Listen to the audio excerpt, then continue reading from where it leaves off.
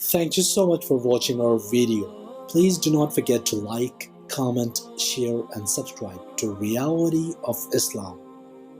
ROI کی speeches کو subscribe کر کے بیل آئیکن پر ضرور کلک کریں. جزاک اللہ. بسم اللہ الرحمن الرحیم. السلام علیکم ورحمۃ اللہ. پیارے دوستو، آج حضرت علی رضی اللہ تعالیٰ عنہ کی کچھ ایسی نصیحتیں جو کہ انہوں نے حضرت عمر رضی اللہ تعالیٰ عنہ کو ارشاد فرمائی تھیں، وہ آپ سب کے سامنے میں پیش کرنا چاہتا ہوں تاکہ ہم بھی ان پہ عمل کر کے اپنی زندگی کو جنت کا نمونہ بنا سکیں. لیکن اس سے پہلے ہمارے اس چینل کو ضرور سبسکرائب کریں تاکہ ہماری ہر ویڈیو آپ کو موصول ہو. تو اب آتے ہیں اس تمام نصیحتوں کی طرف جو کہ حضرت علی رضی اللہ تعالیٰ عنہ نے حضرت عمر کو فرمائی.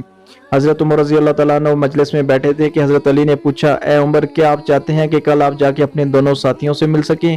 ہاں، ان کی مراد تھی آپ صلی اللہ علیہ وسلم اور حضرت ابو بکر صدیق رضی اللہ تعالیٰ عنہ. تو حضرت عمر نے کہا کیوں نہیں؟ تو حضرت علی نے کہا پھر غور سے سنیں اور اس پر عمل کیجئے گا.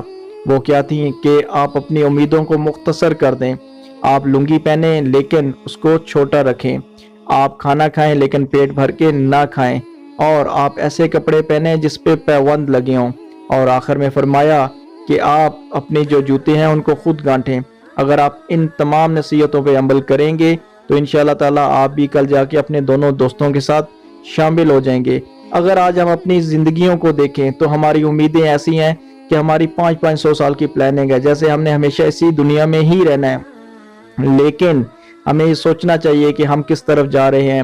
اگر ہم سب حضرت علی رضی اللہ تعالیٰ عنہ کی ان نصیحتوں پر عمل کریں گے تو یہ دنیا بھی ہماری سکون دہ ہو جائے گی اور آگے آنے والی زندگی جو کہ آخرت ہے وہ بھی ہمارے لیے سکون دہ ہو جائے گی. اللہ پاک ہمیں ان تمام نصیحتوں پہ عمل کرنے والا بنا دے اور یہ اچھی نصیحتیں دوسروں تک بھی پہنچائیں.